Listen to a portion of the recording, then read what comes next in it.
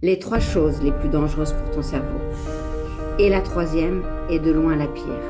Alors là, on ne va pas parler de tabac et d'alcool, on parle de choses que l'on fait tous les jours et que peut-être tu n'en avais pas conscience, mais ça impacte clairement ton cerveau.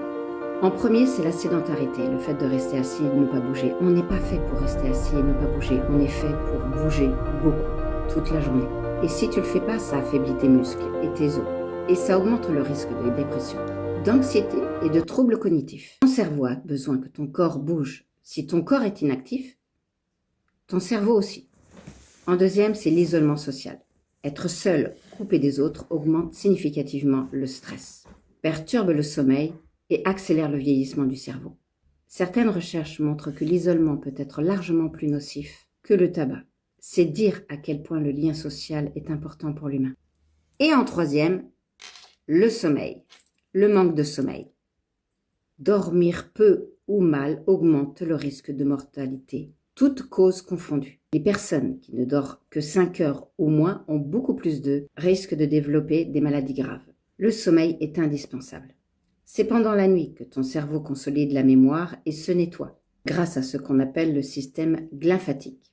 Et aujourd'hui, on sait que le manque de sommeil et le déséquilibre métabolique sont directement liés au développement des maladies neurodégénératives, comme l'Alzheimer. D'ailleurs, on appelle l'Alzheimer le diabète de type 3, en lien avec la résistance à l'insuline. C'est pour ça qu'agir sur le métabolisme, ta glycémie et ton hygiène de vie est essentiel, autant en prévention que pour accompagner.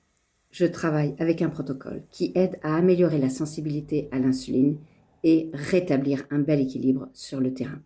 Tu peux aller regarder dans ma bio, il y a un bilan métabolique, tu peux le faire, c'est gratuit. Vérifie tes spams et tes indésirables parce que je t'ai répondu.